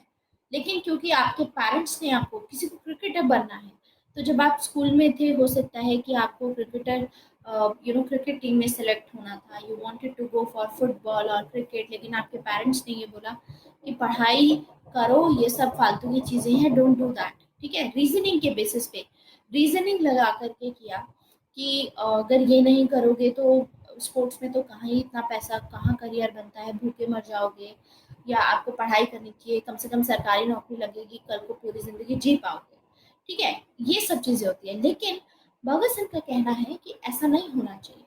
लाइफ रीजन के ऊपर नहीं होनी चाहिए, रीजन बेस्ड नहीं होनी चाहिए, कोल्ड ब्लडेड नहीं होनी चाहिए। लाइफ इज अबाउट पैशन, जो आपका दिल करे जो वो करना चाहिए आपको, ठीक है? You should be passionate about something and do that. तो ऐसे ही जो हिटलर थे, he was passionate about ruling over this world, तो इसका मतलब उनको कभी ये गलत नहीं लगेगा अपना आइडिया। वरना हिटलर रीजन अप्लाई करते कि मैं लाखों लोगों को मरवा रहा हूँ इस टाइम पे, ठीक है, तो क्या ये करना सही रहेगा? उन्होंने नहीं लगाया ये रीजन, क्योंकि ऐसे काम इन स्कॉलर्स से, इन सभी से काफी ज्यादा जो फासिस्ट लोग होते हैं, इनकी आइडियोलॉजी से काफी इन्फ्लुएंस होते हैं। समझ गए? दिस आइडिया, वाइटैलिटी का आइडिया समझ में आया कि life is about passion. Life में रीजन की कोई जरूरत नहीं है, लॉजिक लगाने की जरूरत नहीं है, ठीक है? मतलब दिमाग मत लगाओ, दिल लगाओ, वही सेम चीज। अब आगे आते हैं हर्डर। अब इनका क्या कहना है? इनका कहना है, he has given a theory of cultural nationalism. Cultural nationalism का मतलब आपकी जो कंट्री में नेशनलिज्म को लेकर के, पेट्रियाटिज्म को लेकर के पूरा कल्चर होना चाहिए, ठीक है? जैसे कि बहुत सारी कंट्रीज ऐसी होती हैं जहाँ पर आपको 1 साल के लिए मिलिट्री में सर्व जरूर करना होता है। इससे क्या होता है, आपको आपके देश के प्रति पेट्रियाटिक, और आप सर्व भी कर पाते हो एट द सेम टाइम, और एक बार सबको करना चाहिए, ऐसा इसमें बोला जाता है। तो कल्चरल नेशनलिज्म इज अबाउट आपकी कंट्री में ऐसा कल्चर होना चाहिए, ठीक है?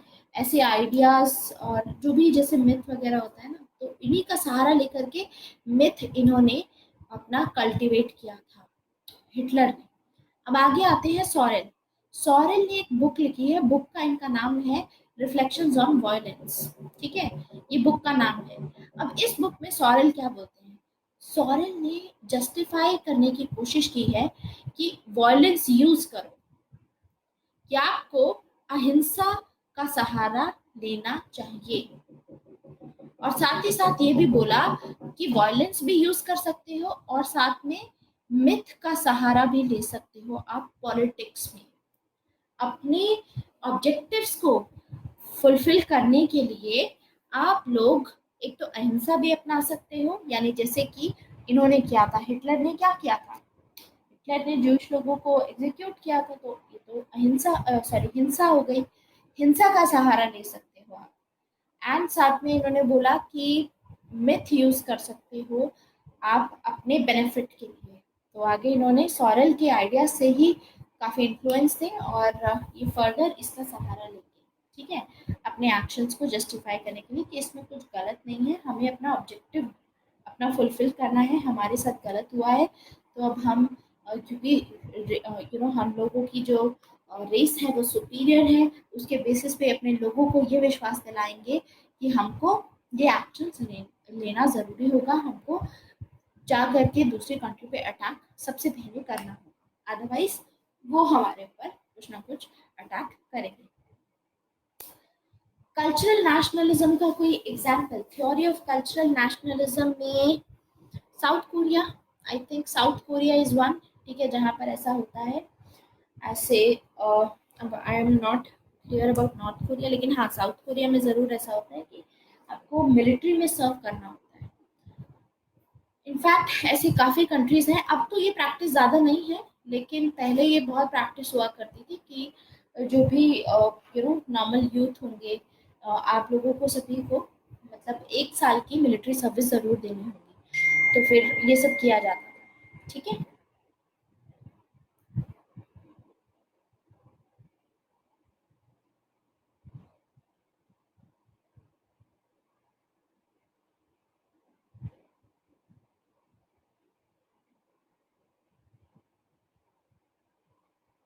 वेट,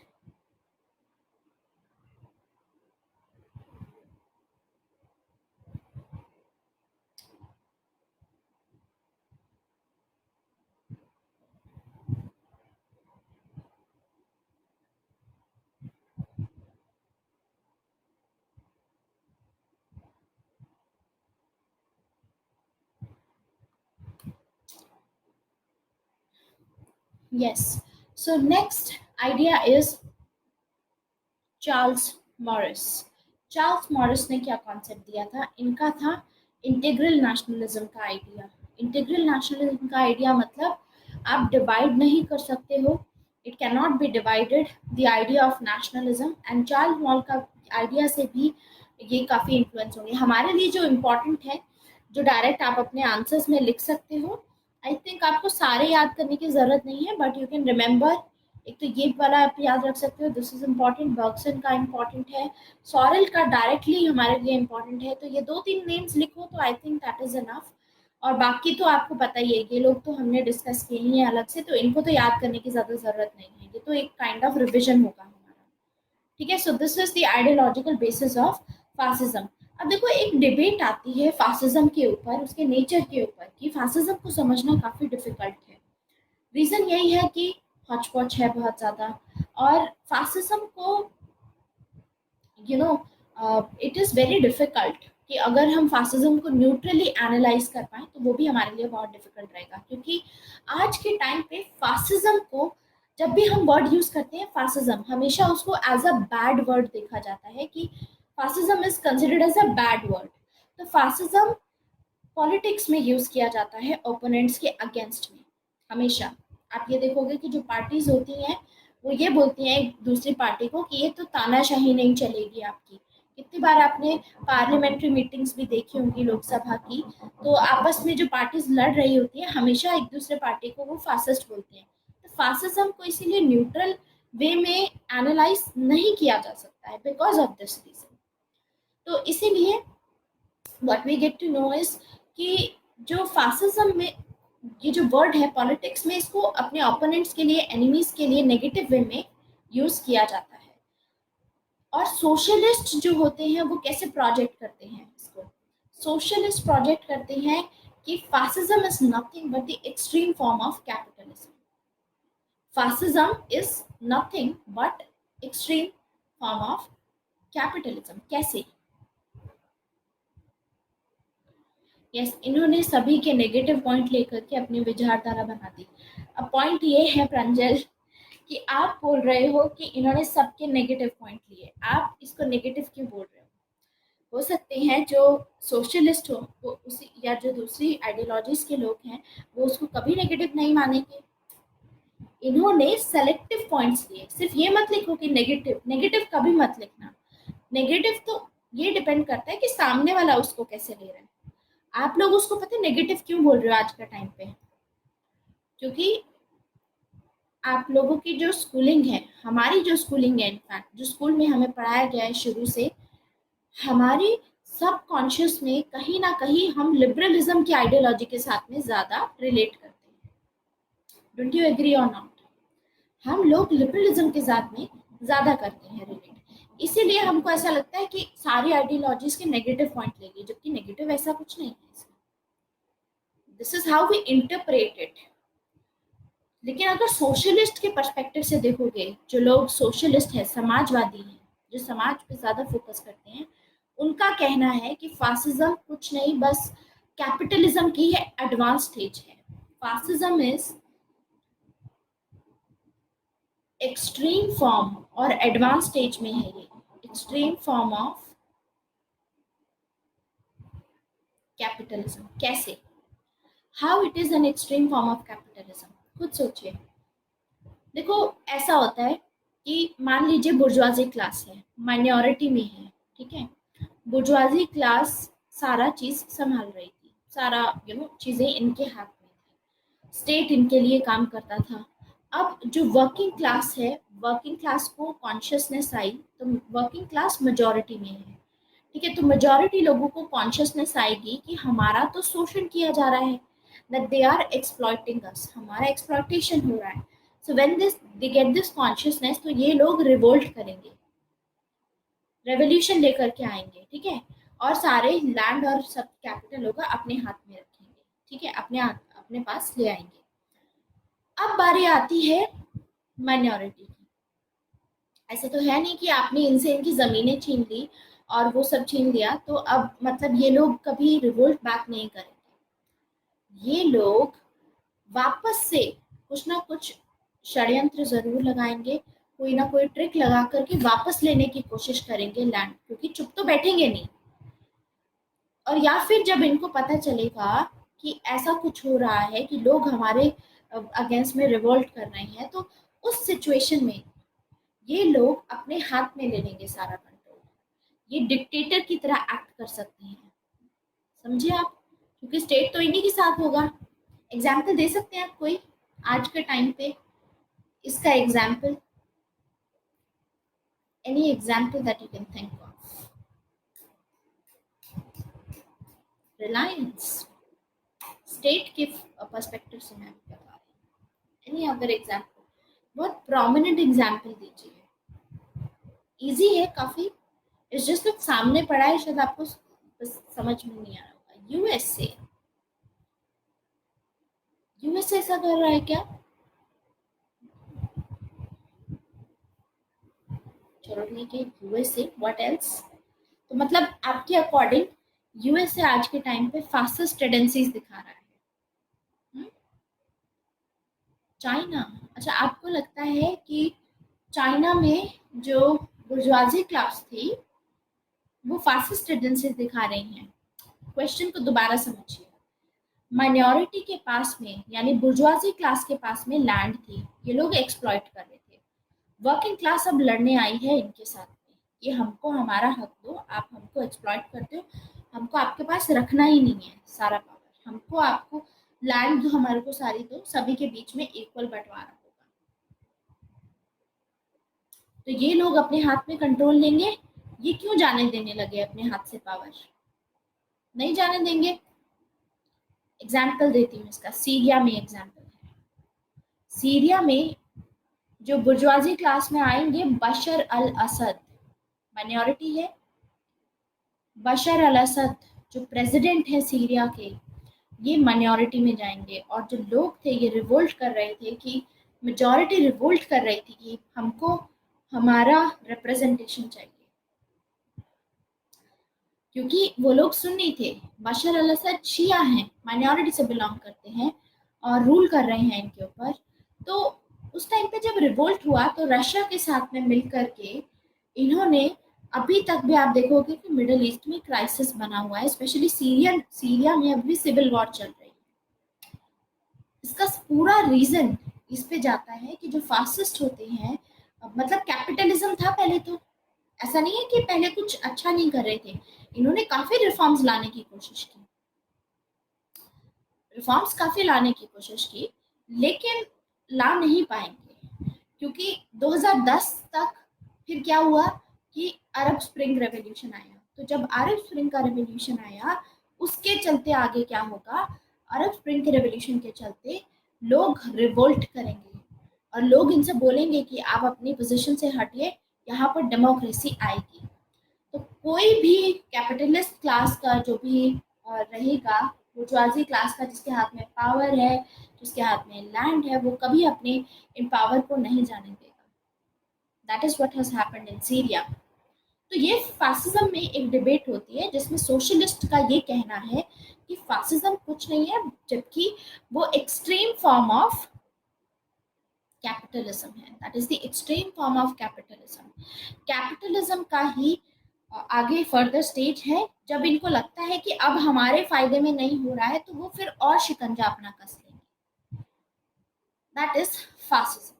समझ में आया? Any doubt? तो ये पूरा इसमें आइडिया है। तो कुछ ऐसे स्कॉलर्स हैं जैसे कार्ल पॉपर हो गए, हैना एरेंट हो गई, ये सभी फासिज्म को, कम्युनिज्म को एक तरीके से टोटलिटेरियनिज्म की कैटेगरी में डालते हैं। जैसे लस्की हो गए, लस्की ये बोलते हैं कि fascism is the last attempt. जो भी बुर्जुआजी क्लास होती है जो एक्सप्लॉयटेशन कर रही होती है, उसकी लास्ट अटेम्प्ट में वो फासिज्म फॉलो करता है, क्योंकि वो चाहते हैं कि हमारे हाथ में कंट्रोल रहे। तो अपना पूरा जोर लगाएंगे वो अपने हाथ में रखने के लिए सारे फोर्सेस ऑफ प्रोडक्शन को। तो लस्की का कहना है दैट फासिज्म लास्ट अटेम्प्ट होती है कैपिटलिस्ट क्लास की अपने आप को बचाने के लिए इस रेवोल्यूशन से जो वर्किंग क्लास लेकर के आएगी। इसीलिए लस्की क्या बोलते हैं फासिज्म के बारे में? लस्की का कहना है कि fascism is nothing but counter revolution. ये काउंटर रेवोल्यूशन है। देखो, एक होती है रेवोल्यूशन जो वर्किंग क्लास लेके आने की कोशिश करेंगे, लेकिन फासिज्म, कैपिटलिज्म अब अपना नेचर चेंज कर लेगा और फासिज्म में कन्वर्ट हो जाएगा ताकि वो उस रेवोल्यूशन को रोक सके। ऐसे तो है नहीं कि वर्किंग क्लास लड़ने आएगी और फासिज्म जो बुर्जुआजी क्लास है वो अपनी सारी लैंड और रिसोर्सेज दे देंगे बिना फाइट किए। इनका भी काउंटर रेवोल्यूशन होगा। तो लस्की का कहना है that fascism is a counter revolution. ये वो जो रेवोल्यूशन वर्किंग क्लास कर रही है उसके खिलाफ रेवोल्यूशन है फासिज्म। ये कोशिश कर रही है एलीट क्लास की अपने इंटरेस्ट को, कैपिटलिज्म को प्रोटेक्ट कर पाए। इसीलिए हम देखेंगे कि जो फासिस्ट होते हैं, जितने भी मेजर कम्युनिस्ट लीडर्स होते हैं या सोशलिस्ट लीडर्स होते हैं, उनको जेल में बंद कर देते हैं। जैसे मुसोलिनी ने किया था ग्रामशी के साथ। कम्युनिस्ट लीडर थे ग्रामशी, रेवोल्यूशन लाना चाहते थे इटली में, और हम देखेंगे कि उनको जेल में बंद किया जाएगा। जो प्रिजन नोटबुक हमने की थी कवर, प्रिजन नोटबुक ग्रामशी की, उन्होंने जेल में रह करके लिखी थी। जानना चाहते थे कि क्यों रेवोल्यूशन नहीं आया? ये रीजन है, क्योंकि फासिज्म इन पे काउंटर रेवोल्यूशन चला करके इनको जेल में बंद कर देंगे और कोशिश करेंगे कि रेवोल्यूशन ना आ पाए।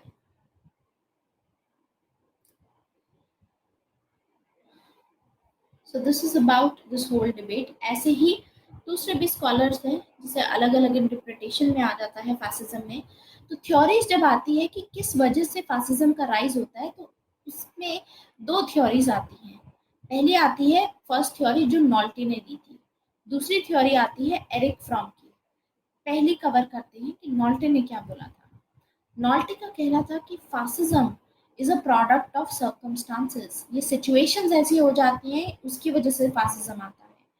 जैसे हैना अरेंट ने ये बोला था कि फासिज्म कैसे ग्रो किया, किसकी वजह से ग्रो किया, मॉडर्निटी की वजह से, क्योंकि मॉडर्निटी थी, modernity was the result of इसकी इसके चलते modernity was the reason why fascism came, totalitarianism क्यों आया जर्मनी में, मॉडर्निटी की वजह से।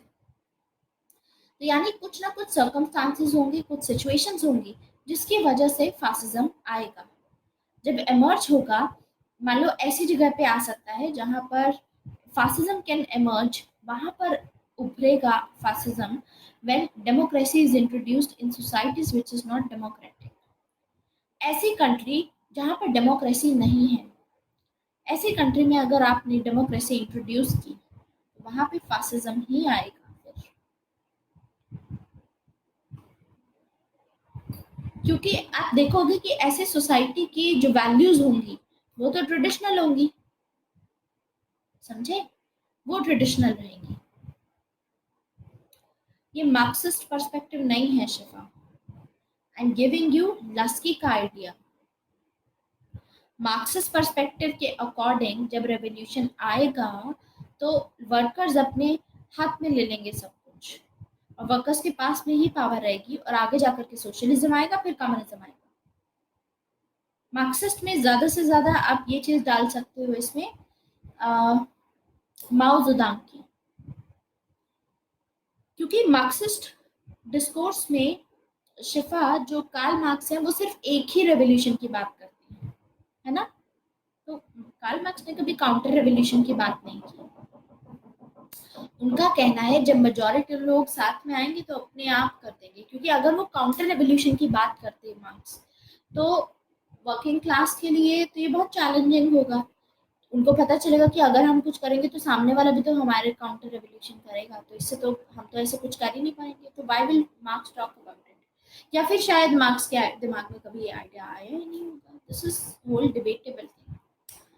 बट लस्की जो कि मॉडर्न थिंकर हैं हमारे, लस्की ने अपने आइडियाज में ये बोला कि फासिज्म जो होता है वो कैपिटलिज्म एडवांस स्टेज में होता है, एंड ये लास्ट अटेम्प्ट होती है कैपिटलिज्म की अपने आप को बचाने के लिए। इट्स ओके, अब ये चीज समझ में आई, क्लैरिटी हुई शिफा। तो फासिज्म कैसे एमर्ज हुआ इसको लेकर के दो थ्योरी थी। एक थ्योरी नॉल्टे ने दी, इन्होंने बोला कि सिचुएशंस की वजह से, सर्कमस्टांसेस की वजह से फासिज्म आता है। जब एक ऐसी कंट्री जहां पर डेमोक्रेसी है, डेमोक्रेसी नहीं है, ऐसी सोसाइटी जहां पर डेमोक्रेसी नहीं है वहां पर डेमोक्रेसी इंट्रोड्यूस करते हो तो फासिज्म आएगा। क्यों?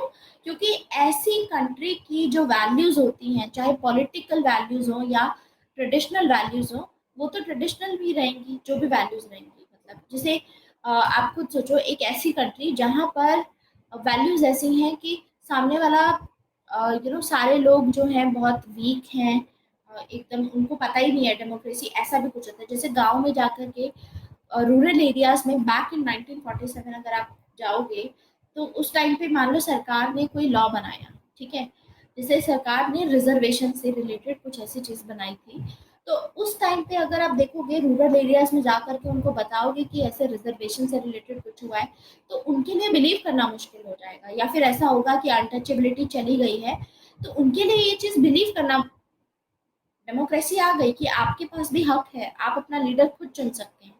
इनफैक्ट आज भी लोग अपना लीडर खुद नहीं चुनते हैं, क्योंकि उसी हिसाब से चुनते हैं, अपने कास्ट से के हिसाब से, डेवलपमेंट के हिसाब से नहीं चुनेंगे। तो ऐसी सोसाइटी जहाँ पे डेमोक्रेसी इंट्रोड्यूस की जाती है वहाँ के लोगों को कुछ पता ही नहीं होता, उनकी वैल्यूज वही रहते हैं, रहने सहने का तरीका वही रहता है कि एक ऊपर मालिक है जो वो ऑर्डर करेगा वही आपको फॉलो करना है। वहां पर फिर फासिज्म आ जाता है, क्योंकि अनएजुकेटेड जनता होती है। डेमोगोजिक लीडर्स की जब बात की जाती है, इंदिरा गांधी जैसे या हिटलर जैसे, इनको इनको रिलेट किया जाता है, हिटलर और इंदिरा गांधी को। In fact you should also know this thing that Indira Gandhi ने, वैसे भी आपको पता है कॉन्स्टिट्यूशन में कितने चेंजेस लेकर के आई थी, डेमोगोजिक लीडर थी, क्योंकि ऐसी कंट्री जहाँ पर लोग एजुकेटेड नहीं हैं, मासेस को फूल किया गया, उनको सपने दिखाए गए और कि आपकी भलाई में काम किया जा रहा है, तो उनको लगा कि गरीबी हटेगी और ये सब चीज़ें होंगी, तो मासेस को फूल करके पावर में तो आ गई, उसके बाद तानाशाही चलाने लग गई। तो फासिज्म वहीं तो इमर्ज होता है जहाँ पर सोसाइटी डेमोक्रेटिक नहीं होगी फिर भी डेमोक्रेसी इंट्रोड्यूस करती। तो इंडिया का एग्जाम्पल ले सकते हो आप इंदिरा गांधी के केस में, जहाँ पे समझे, आ रहा है आप लोगों को समझ। जैसे आज के टाइम पे इकोनॉमिक क्राइसिस आया, ग्लोबल फाइनेंशियल जो 2008 का क्राइसिस था, फाइनेंशियल क्राइसिस, उसके चलते अनएम्प्लॉयमेंट कितनी बढ़ गई, उसके चलते हार्डशिप कितनी बढ़ गई। तो हम देखेंगे कि ऐसे सिचुएशन पे जब लोग बहुत ज़्यादा फ्रस्ट्रेटेड होते हैं और ये सब चीज़ें होती हैं, तो ऐसे सिचुएशन में ही ऐसे लीडर्स उभर के आते हैं जो आपको अपीयर तो होंगे कि ये तो डेमोक्रेटिक लीडर हैं, हमारे हित में काम करेंगे, लेकिन वो आपके इमोशंस का, इन सिचुएशंस का फायदा उठा करके पावर में आते हैं और फिर सारा कंट्रोल अपने हाथ में ले लेते हैं। तो ये सभी बातें इन्होंने की यहाँ पर। और एक और आइडिया था, देखो वॉर ये लोग करते हैं, फासिज्म में वॉर को ग्लोरीफाई किया जाता है कि वॉर करनी चाहिए, ठीक है। तो वॉर के चलते मिलिट्रिस्टिक नेशनलिज्म आता है, मिलिट्रिस्टिक, मिलिट्री की वैल्यू बहुत इंपॉर्टेंट हो जाती है, उसकी रिस्पेक्ट आप करने लग जाते हो, ठीक है। तो फर्स्ट वर्ल्ड वॉर में एक तो जर्मनी में मिलिट्रिस्टिक वैल्यू भी जनरेट की गई थी, साथ ही साथ जितनी भी फ्रस्ट्रेशन थी अपनी कंट्री को लेकर के, रेवेंज की जो उनकी फीलिंग थी, वो सारी यहाँ पे निकाली गई। तो सर्कमस्टांसेस पे बेस्ड है, यानी नॉल्टी का कहना है सर्कमस्टांसेस ऐसे थे जर्मनी के साथ में कि हम देखेंगे तभी वहां पर इस हिसाब से फासिज्म आएगा, क्योंकि हिटलर कैसे पावर में आए थे, हिटलर को इलेक्ट किया गया था, जैसे इंदिरा गांधी को हम बोलते हैं वैसे ही हिटलर को भी इलेक्ट किया गया था, बाद में हिटलर ने अपने हाथ में ले ली थी पूरी सत्ता, तानाशाही आ गई थी बाद में। आया समझ। सो ये नॉल्टी की पहली थ्योरी है कि फासिज्म कैसे आएगा, कैसे आता है, कैसे राइज होता है, तब होता है सर्कमस्टांसेस पे डिपेंड करता है।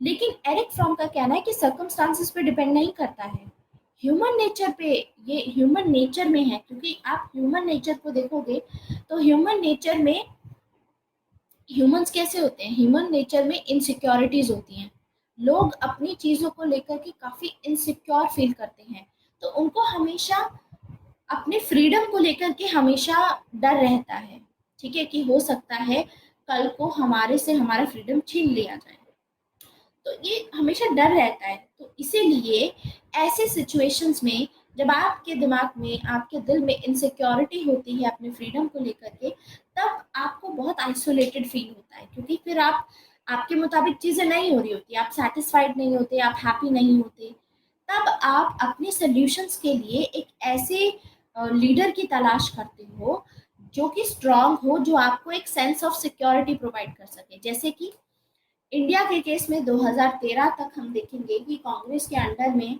क्योंकि इतने सारे स्कैम्स हो रहे थे, ये सब हो रहा था, तो लोग बहुत फ्रस्ट्रेटेड थे करप्शन के चलते। तो हम लोग एक ऐसे लीडर की तलाश कर रहे थे, जो कोई लीडर आए जो कि स्ट्रांग हो, एक स्ट्रांग पर्सनालिटी हो, ताकि हमारी कंट्री में कुछ फायदा हो सके करप्शन के ऊपर। जैसे मोदी आए, मोदी ने उस टाइम पे ये बोला था कि सबके अकाउंट में 15-15 लाख रुपए आएंगे। टू बी वेरी ऑनेस्ट बहुत अनरियलिस्टिक था, लेकिन इस चीज पे, ये चीज बोल करके काफी चीजें, काफी बातें बोली गई, तो यानी मासेस को वो करने की कोशिश की गई, मासेस को फूल करने की कोशिश की गई, ठीक है। तो उसको ऐसे भी एसोसिएट कर सकते हो कि कभी भी ऐसा होता है, तो क्योंकि देखो पॉलिटिकल लीडर्स चाहे किसी भी पार्टी के हो, चाहे मोदी की पार्टी के हो या कांग्रेस की हो या कोई थर्ड पार्टी हो या कोई चौथी पार्टी हो, या हो सकता है कि कल को हम लोग ही अपनी पार्टी बनाए। पॉइंट इज कि जब भी पॉलिटिक्स आती है, politics is a very dirty game, तो उस हिसाब से जो लोग होंगे पावर में आने के लिए वो कुछ ना कुछ करेंगे ही, सिक्योरिटी आपको प्रोवाइड करनी होती है, सेंस ऑफ सिक्योरिटी सामने वाले को। तो जो ऐसे लीडर्स उभर के आते हैं जो बहुत कैरिज्मेटिक होते हैं ऐसे केसेस में, जिनकी पर्सनालिटी बहुत ही ज़्यादा अच्छी होती है, स्ट्रांग पर्सनालिटी होती है, तो ये ह्यूमन नेचर का फायदा उठाते हैं, क्योंकि ह्यूमन नेचर इनसिक्योर होते हैं, उनका फायदा उठा करके पावर में आते हैं, और तब ये फियर का फायदा उठा करके, डर का फायदा उठा करके पावर में आएंगे। इसीलिए मासेस इनको सपोर्ट करेंगे, सभी लोग इनको सपोर्ट करेंगे, ये बोला जाता है इसमें। ठीक है, तो दो थ्योरीज थी। इनकी अपनी थ्योरी थी नॉल्टे की कि वो सिचुएशन पे डिपेंड करता है, इनकी थी कि नहीं, सिचुएशन पे डिपेंड नहीं करता, ह्यूमंस पे डिपेंड करता है। ह्यूमंस की इनसिक्योरिटी होती है, उनकी इनसिक्योरिटी की वजह से उनको ऐसा लगता है कि ये वाला लीडर हमारे लिए कुछ करेगा, इसका स्ट्रॉन्ग परसोना है, और इंदिरा गांधी हमारे गरीबी हटाएंगी, ऐसे ही मोदी सर के अकाउंट में 15 लाख लेकर के आएंगे, या कांग्रेस दोबारा आएगी तो गरीबों के लिए फायदा करेगी। पॉलिटिकल पार्टीज कभी इस तरीके से obviously it's a very debatable thing, तो यही चीजें बोली जाती है। तो 2008 के बाद से भी हम देखेंगे कि जितनी भी ग्रोथ हुई है आज के टाइम पे राइटिस्ट फोर्सेस की, नियो फासिस्ट की, क्योंकि 2008 के फाइनेंशियल क्राइसिस के बाद में बहुत सारे लोग थे जो ये बोले कि हम अपनी कंट्री में ये सब लेके आएंगे, कंट्री में ग्रोथ होगी, एम्प्लॉयमेंट आएगा, और ये सब चीजें आएंगी। तो वही तो हो रहा है इंडिया में भी आज के टाइम पे बीजेपी है, तो कहीं ना कहीं न्यू राइटिस्ट आइडियोलॉजी से भी ये रिलेट करती है, राइटिस्ट से भी इस तरीके से रिलेट करती है। मतलब कोई भी पार्टी होगी वो इसको अपनी तरफ लाने की कोशिश करेगी, अपने बेनिफिट के लिए इसको यूटिलाइज, ऐसे सिचुएशंस को यूज करने की कोशिश करेगी।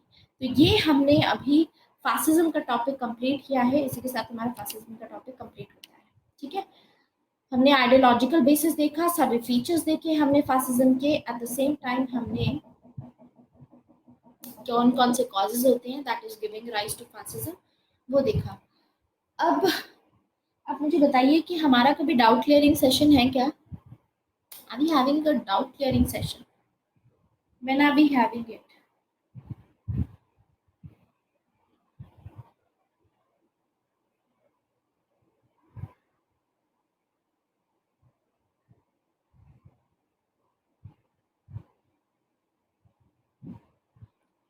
22 सितंबर, मतलब परसों। आज 20 है, ठीक है, ओके। सो जो डाउट क्लियरिंग सेशन होगा उसमें मैं फेमिनिज्म कवर कर दूंगी। ठीक है, I cover feminism under that. और एक चीज मुझे याद दिलाना कि फेमिनिज्म थॉमस हॉब्स से रिलेटेड मैंने आपको क्रिटिसिज्म लिखवाना था एडिशनल, वो लिखवाऊंगी। और हमारा पावर भी हमको कवर करना है, ये कवर करेंगे, क्योंकि अभी फेमिनिज्म स्टार्ट किया तो अगले 12 मिनट में कंप्लीट नहीं हो पाएगा फेमिनिज्म। ठीक है, लेकिन थोड़ा आइडिया आपको दे देती हूँ फेमिनिज्म का। फेमिनिज्म का आइडिया देने से पहले, अच्छा ये रह गया एनालिसिस ऑफ फासिज्म। एनालिसिस थोड़ा सा देख लेते हैं, इसका एनालिसिस किया जाता है। एक है कार्ल मेनहेम, काफी इंपॉर्टेंट नेम है। एक है ऑर्टेगा गेस, इनका क्या है? ओके, एरिक फ्रॉम का फिर से एक्सप्लेन करें। ओके, देखो एरिक फ्रॉम देवेंद्र ये बोलते हैं दैट फासिज्म कैसे उभरता है, वो होता है ह्यूमन नेचर की वजह से, क्योंकि ह्यूमन नेचर में डर का वो होता है। आप अपने जो भी चीजें आपको काफी आपके दिल के करीब होती है, लाइक आपकी प्रॉपर्टी हो गई या कोई और चीजें हो गई, ठीक है, तो वो आपके लिए इनसिक्योरिटी रहती है, उसको लेकर के आपके दिमाग में जो भी चीजें आपको प्यारी होती हैं, राइट, तो आपको हमेशा डर बना रहता है, तो आपको एक सेंस ऑफ सिक्योरिटी चाहिए होती है। तो सेंस ऑफ सिक्योरिटी के लिए आप चाहते हो कि हमेशा एक ऐसा लीडर पावर में रहे जो कि आपको एक सेंस ऑफ सिक्योरिटी दे पाए, जो कि ये मेक श्योर कर पाए कि आपके साथ कभी गलत नहीं होगा, आपकी जो चीजें जो आपको प्यारी हैं उनके साथ कभी कोई चीज गलत नहीं होगी। तो इसी के चलते आप इन लोगों को सपोर्ट करते हो, ठीक है। और ऐसे पूरा ये जो डर में होता है ये पूरा बेस्ड, यानी फिर ऐसे ही करके डेमोगोजिक लीडर्स का राइज होता है, जो लोग आपको आपको पागल बनाएंगे। जैसे सपोज आज के टाइम पे जो यूथ है, यूथ भी हो गया, माँ बाप हो गए जिनके बच्चे हैं, जवान बच्चे हैं जिनको नौकरियां मिलनी है, ठीक है, उनको चाहिए हमारे बच्चे की नौकरी लग जाए। अब हमारी कंट्री में अनएम्प्लॉयमेंट चल रहा है, अनएम्प्लॉयमेंट के चलते, बेरोजगारी के चलते आप लोग यही चाहोगे, सबकी डिमांड ये रहेगी, इनसिक्योरिटी ये रहेगी कि कब नौकरी लगेगी। तो आप एक ऐसे लीडर को, जो लीडर आपको बोलेगा कि मैं इतनी नौकरियां लेकर के आऊंगा अगर हमारी पार्टी पावर में आती है, तो क्या आप उस लीडर को सपोर्ट नहीं करोगे? ऑब्वियसली आप सपोर्ट करोगे, क्योंकि आपको सिक्योरिटी चाहिए, है ना? आपको सिक्योरिटी चाहिए, तो ये डर में बेसिस होता है। आपकी इनसिक्योरिटी की वजह से ही अब वो लोग असली में थोड़ी ना लेके आएंगे। हु नोस कब आएगा, कब होगा वो रियलिटी में चेंज। लेकिन what we get to know is कि हम, अब ये तो फ्यूचर की बातें हैं कि वो करेगा कि नहीं करेगा। तो ऐसे ही कुछ लोग होते हैं जो पावर में आ जाते हैं आपके डर का सहारा लेकर के। ये मतलब है इस थ्योरी का। एरिक फ्रॉम ने जो बोला कि ऐसे फासिस्ट लीडर्स राइज करते हैं, ऐसे कंट्री में फासिज्म आता है। Yes, you want me to share the Telegram link? Okay, where answer writing practice is done. Which batch you belong to? Please let me know. Which batch? English batch or Hindi batch? Batch number 6 or batch number 7? Accordingly, I'll be sharing the link.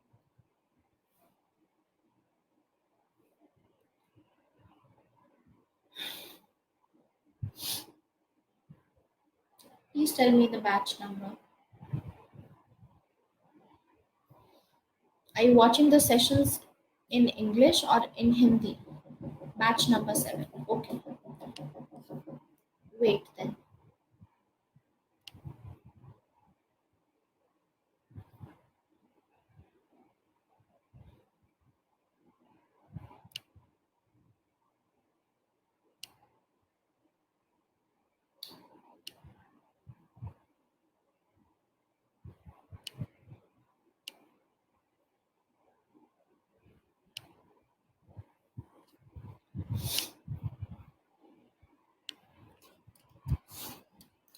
Okay, this is the link.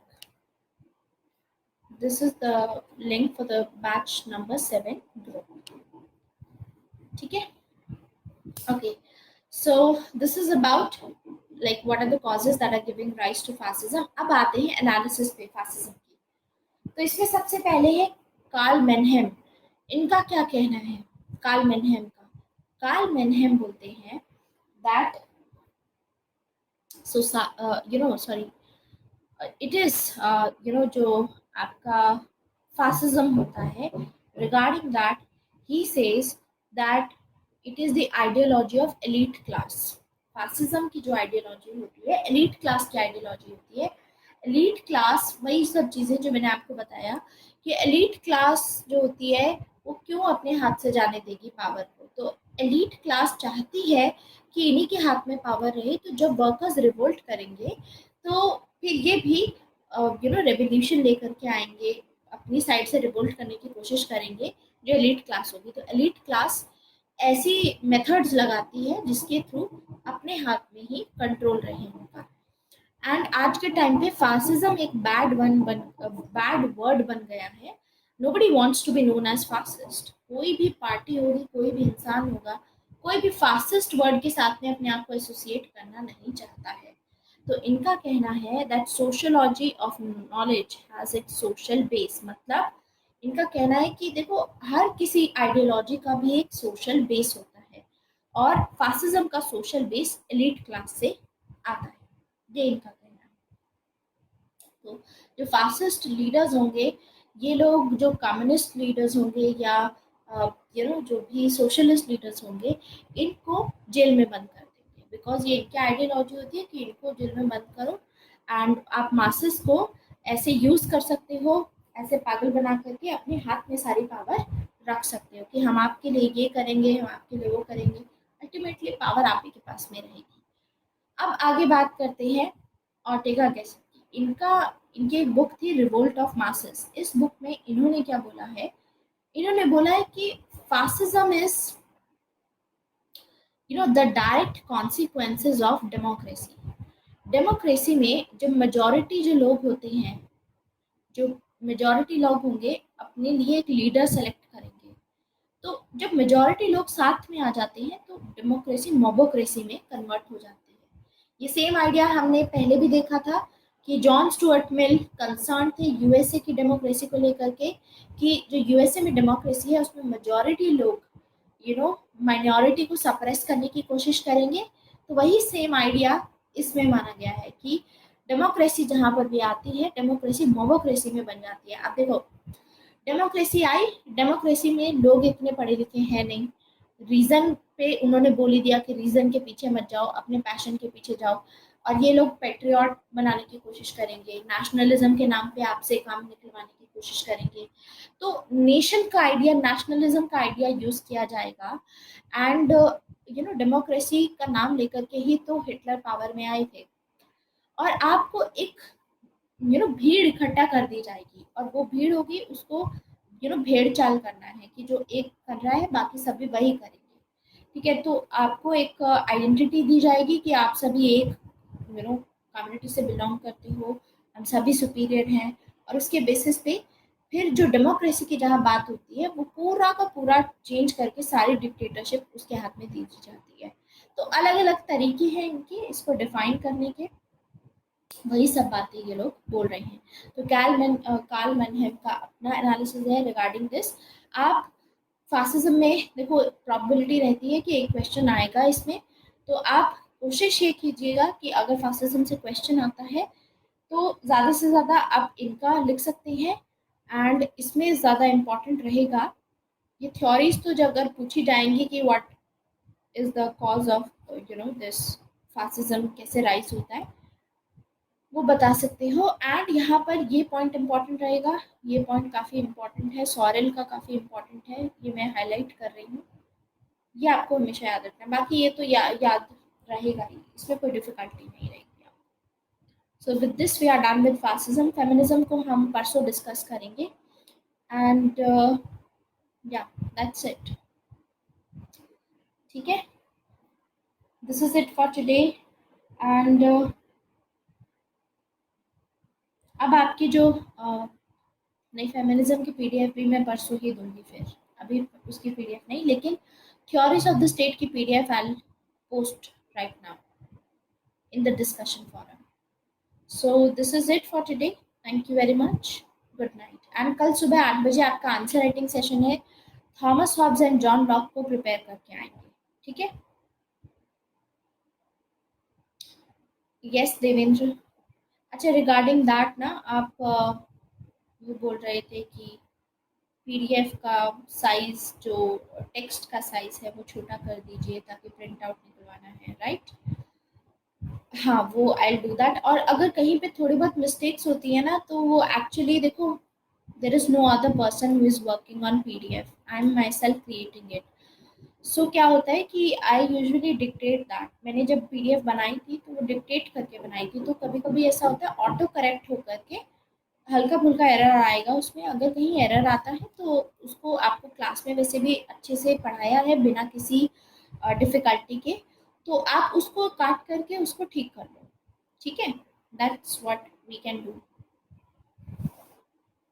So this is it for today, thank you very much, good night. और बाकी वो जो आप बोल रहे हो PDF का size change करने का, आई डू दैट, और फिर मैं आपको पीडीएफ शेयर कर दूंगी कल तक। ठीक है, गुड नाइट।